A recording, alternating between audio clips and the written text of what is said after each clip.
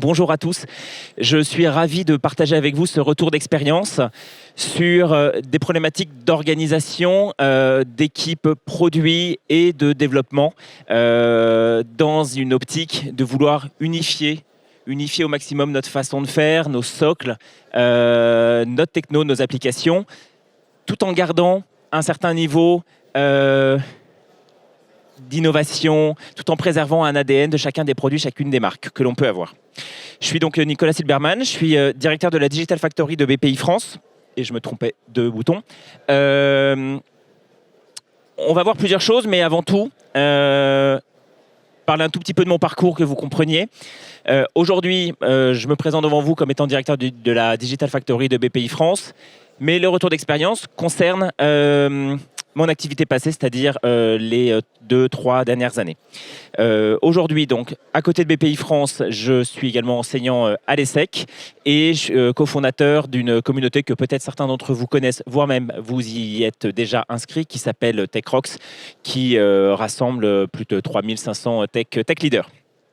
J'ai été auparavant directeur technique et produit chez Unify. Alors Unify, ça ne vous parle peut-être pas, mais Unify, c'était une filiale du groupe TF1 qui a été montée suite à l'achat de différentes marques très connues sur Internet.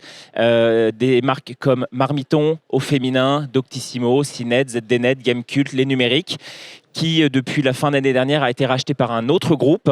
Mais j'y étais jusqu'à peu près ce rachat, à la tête des équipes techniques et produits pour essayer d'organiser toutes ces phases de découverte et de delivery au quotidien pour pouvoir atteindre nos différents objectifs.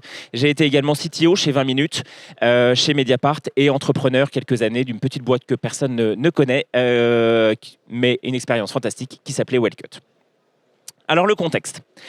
Le contexte chez Unify, il faut bien se rendre compte qu'on avait racheté pas mal d'entreprises, des marques qui avaient une façon de faire, un historique, des méthodes très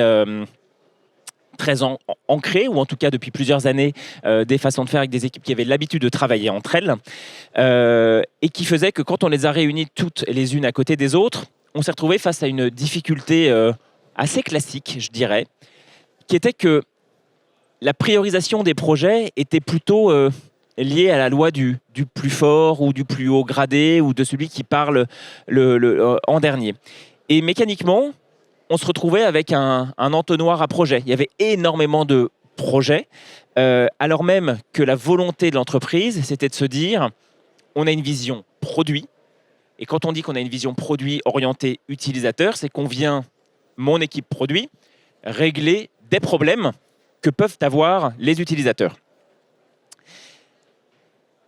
Et régler et être uniquement un entonnoir à projet vient rendre assez complexe aussi bien de l'innovation, mais même de l'amélioration qui est importante, puisque là, on se base surtout sur des demandes qui n'ont pas réellement été challengées, ou en tout cas pas au point comme il faudrait.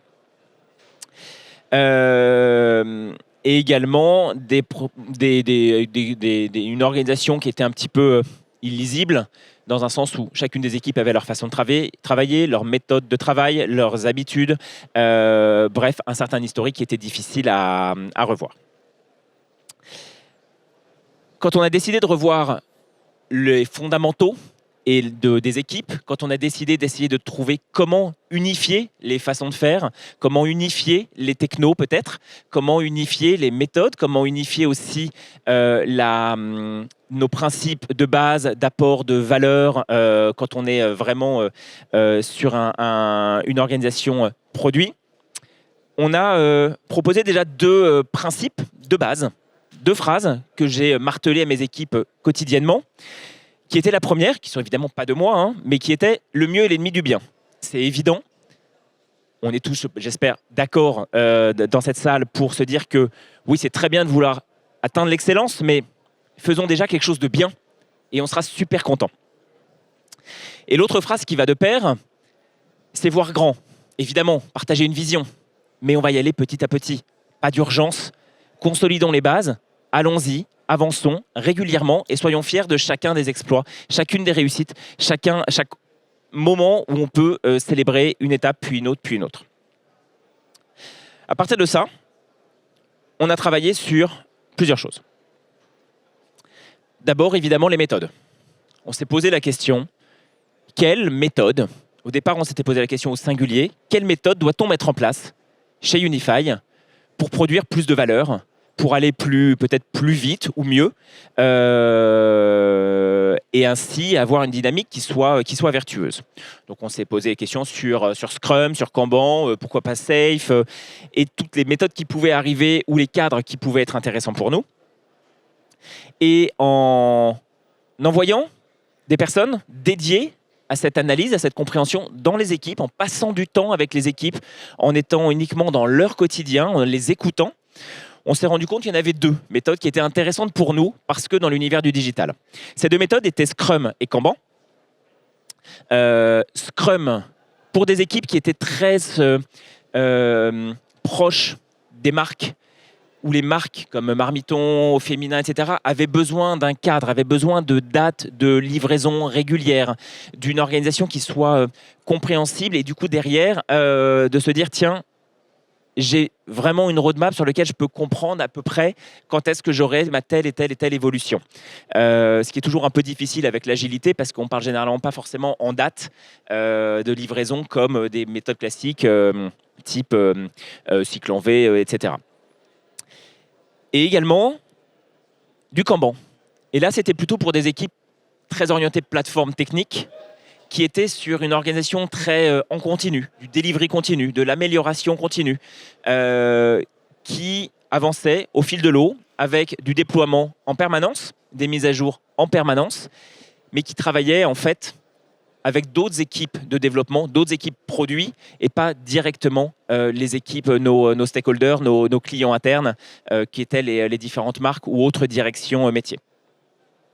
Ça a permis déjà de commencer à se dire, tiens, on a plusieurs façons de faire, et chaque équipe était un peu autonome pour décider quelle était la méthode la plus adaptée pour elle, sachant qu'autour de ça, on a revu l'ensemble de l'outillage pour avoir un seul outil qui soit commun, avec des nomenclatures de tâches, d'étapes, de façons de faire qui étaient unifiées parce qu'on partait d'un environnement où il y avait plus de 400 catégories de tickets, ce qui était ingérable. On est tombé à 6 ou 8.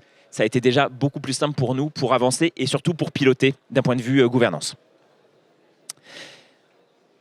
Ensuite, alors j'ai pas le timing, je sais pas où on en est, pardon.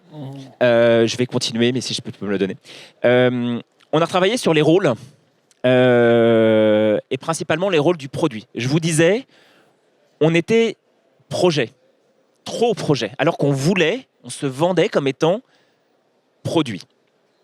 Donc il a fallu un petit peu rebattre les cartes et bien réussir à faire comprendre que dans une équipe produit, c'est pas uniquement des chefs de projet qui vont tous les matins faire un daily meeting et dresser un backlog avec des tâches les unes au-dessus des autres. Souvent, c'est un résumé que j'ai régulièrement vu. Mais de dire que dans une équipe produit, on va avoir des product owners, ceux qui vont animer les équipes de dev, ceux qui vont avoir une vision très tactique des projets, du produit, très réaliste, qui vont être sur du day-to-day jusqu'à du moyen terme, et qui vont être ceux, si on veut résumer, ceux qui font. Ceux qui vont être avec les équipes de développement et de design et qui vont être vraiment dans l'opérationnel.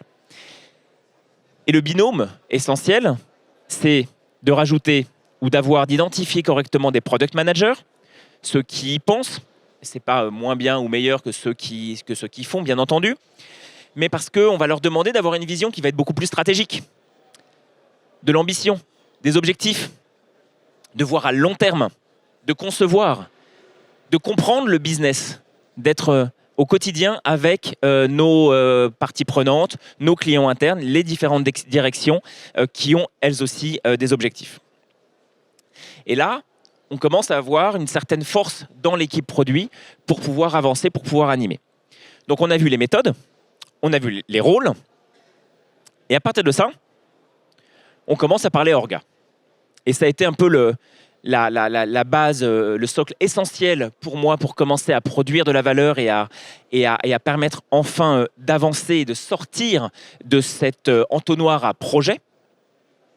ça a été de revoir le rôle, la répartition des équipes et leur mode de communication entre elles. Je me suis basé pour ça sur un livre qui s'appelle Team Topologies, écrit par Matthew Skelton, que je vous recommande, et qui vient pas réinventer la roue, qui vient juste expliquer simplement et clairement qu'est-ce que l'on va attendre des équipes et quelle typologie d'équipe on peut avoir. Ils expliquent dans le livre qu'on a des équipes que l'on appelle streamline, qui ont un focus sur le client final. Elles se concentrent sur l'utilisateur final et elles avancent. À l'opposé, on a des équipes type plateforme, qui sont des équipes qui vont fournir des solutions, des services, des outils pour les équipes streamline, pour leur permettre d'avancer. Donc, les roadmaps des équipes plateforme dépendent des roadmaps des équipes streamline, qui, elles, du coup, dépendent des besoins utilisateurs. Et deux équipes pour venir les aider, des équipes des enablers, qui viennent apporter un lot de compétences et former les équipes, et des équipes un peu ad hoc, éphémères, qu'on appelle Complicated Subsystem Team, qui là vont être issus de telle ou telle équipe, ou peut-être même de tel ou tel partenaire, prestataire, indépendant qui viennent nous aider pour prendre en main un sujet complexe, le détricoter complètement, et ensuite faire bénéficier de toute cette expérience et expertise accumulée au sein des différentes équipes en place, voire même créer une nouvelle équipe. Donc, quand on essaye de voir un petit peu par rapport au type de flux du changement, de l'évolution de vos projets, on a des équipes plateformes qui sont en permanence là du début à la fin de ce flux, et les équipes streamline également, mais qui vont être précédées par ces équipes Complicated Subsystems au démarrage de tel ou tel projet ou évolution anticipée, et au fur et à mesure des projets, des produits qui peuvent être aidés par ces équipes, par ces enablers. Ça, c'est les rôles. Ce qui était important quand on a défini les rôles, c'est aussi de savoir qu'est-ce qu'on attendait des équipes en termes de communication entre elles. Et dans Team Topologies, on a trois types d'interactions. On a le principe as a service, qui sont la base de la relation entre les équipes plateforme et les équipes streamline. Je vais attendre de mes équipes plateforme qu'elles fonctionnent comme si elles étaient un éditeur de logiciels en SaaS pour fournir des API, pour fournir je ne sais quel type de moyens d'utiliser leurs solutions de façon normée, et on sait ce que l'on attend et comment les utiliser, pour que les équipes streamline soient les plus autonomes possibles dans l'utilisation des services, des outils, des équipes plateformes. Donc elle n'est pas à dialoguer avec les équipes plateformes, je rajoute entre parenthèses, mis à part les constitutions de roadmap, où là, il y a vraiment des échanges qui doivent être réalisés. Également, elles peuvent être un peu sur un mode collaboratif, mais là, c'est surtout ce côté ou collaboration ou facilitateur, un mode de collaboration que j'attends de la part des équipes enablers, qui vont être avec les équipes streamline, parfois plateforme, pour les aider à mieux faire quelque chose, à améliorer leurs compétences sur, par exemple, mes problématiques de mesure d'audience ou de gestion de la data. On aide les équipes streamline à mieux faire. Et puis, les équipes Complicated Subsystems, qui normalement ont plutôt un mode d'interaction as a service, qui parfois peut être aussi en collaboration, mais en fait, elles sont assez autonomes et elles fournissent un logiciel ou une solution clé en main. On a tous ces modes d'interaction. On a du coup un découpage, dans le cadre de Unify, qui est devenu assez naturel, qui a été surtout pour moi lisible, pour les équipes, pour la direction, d'avoir d'un côté les plateformes, et pas une seule, parce que c'était plusieurs équipes de gestion de contenu, le CMS, des gestions de forums, de communautés, de la pub, l'analytics, etc. Et en face, des équipes streamline, avec les marques, au féminin, Doctissimo, Marmiton. J'avais même deux équipes pour Marmiton, une pour le site, une pour l'application mobile, pour des raisons historiques, etc., etc., etc. Donc un modèle qui était scalable certainement jusqu'à un certain niveau et qu'on aurait certainement à un moment dû revoir. La question ne s'est pas posée. Et toutes ces équipes-là, aidées par des équipes plateformes, par des équipes d'enablers ou des équipes ad hoc complicated subsystems pour pouvoir avancer. Satisfaction des marques en termes de KPI pour les équipes plateformes. Et les équipes marques, en revanche, audience et revenus comme KPI de succès qui permettaient de les driver. Grande différence dans leur gestion. Et puis évidemment, en permanence, écoutez évidemment les retours parce qu'on a adapté tout le temps la façon de faire. On a accompagné tout le temps. Ça a été un projet qui a duré environ une année pour une douzaine d'équipes. Parce qu'on a pris le temps de comprendre avant de vraiment démarrer. Et puis de s'améliorer, d'avoir le droit à l'erreur et d'avancer. Je ne sais pas où j'en suis. On a fini, on est en timing. Parfait. Merci beaucoup. Merci, grand merci Nicolas. On a juste le temps pour une question. Si quelqu'un veut poser une question dans la salle. Non, sinon moi j'en ai une. On a bien compris que c'était complexe de monter des équipes agiles. Ma question c'est, une fois qu'on a monté une équipe agile pour faire un développement, est-ce que, à ton avis, cette équipe elle est réutilisable dans la durée pour d'autres développements? Ou est-ce qu'il nécessairement il faut recomposer les équipes agiles en intégrant des composantes métiers? Donc la composante métier peut changer à chaque fois, mais est-ce qu'on peut avoir des équipes agiles pérennes?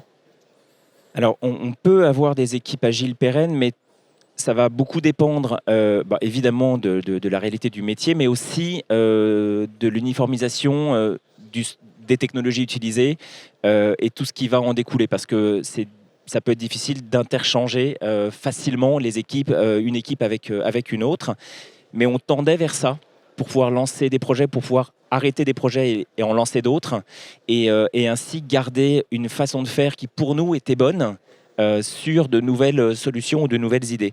Et notamment quand on devait intégrer des nouvelles marques, parce qu'on avait des sujets qui devaient arriver, où on pouvait se dire, tiens, on va pouvoir continuer comme ça avec telle ou telle équipe et les embarquer dans telle problématique. Grand merci Nicolas. Je vous propose d'applaudir Nicolas et de le remercier de son retour d'expérience.